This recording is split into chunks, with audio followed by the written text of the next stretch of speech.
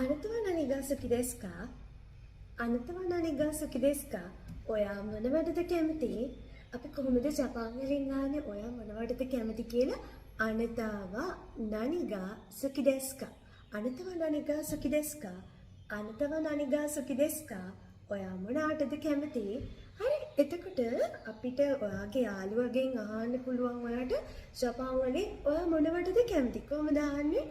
あなたは何が好きですかあなたは何が好きですかはいඑයාට කියන්න පුළුවන් එයා කැමති දෙයක් දාලා එයාට කියන්න පුළුවන් හිතන්නකෝ අපි කියන ඇපල් වලට කැමති එතකොට ඇපල් වලට කියන්නේ රින්ගෝ එහෙනම් රින්ගෝ ගා සුකි දෙස් රින්ගෝ ගා සුකි දෙස් රින්ගෝ ගා සුකි දෙස් ඔන්න ඔය යූස් කරන්න පුළුවන් ග්‍රැමර් පැටර්න් එකක් තමයි මේක හරි අපි බලමු එතකොට සුකි දෙස් ඔයාලට හම්බ වෙච්ච වචනේ තමයි සුකි දෙස් කියන වචනේ සුකි දෙස් කියලා කියන්නේ කැමති කියන අදහස සුකි දෙස් කියන්නේ මොකද?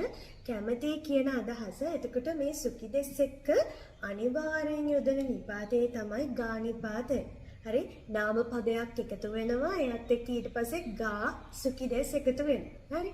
එහෙනම් ඔය සුකි දෙස් කියන වචනේ අපිට හදා ගන්න පුළුවන් සුකි දෙස් කැමති සුකි දෙවාරිමසෙන් හෝ සුකි ජාරිමසෙන් කියන්නේ කැමති නැහැ. තුන්වෙනි එක සුකි දෙස්කා සුකි දෙස්කා කියන්නේ කැමතිද සුකි දෙස්කා කැමතිද සුකි ජාරිමසෙන් නැත්නම් සුකි දෙවාරිමසෙන් කා කියලා කියනවා සුකි දෙවාරිමසෙන් කා නැත්නම් සුකි ජාරිමසෙන් කා ඒ කියන්නේ කැමති නැද්ද කියලා අපිට යූස් කරන්න පුළුවන්. ඉතින් ඔයා මේ ග්‍රැමර් පැටර්න් එක යූස් කරලා වාක්‍යයක් අපිට කමෙන්ට් කරන්න ඕනේ. හරි?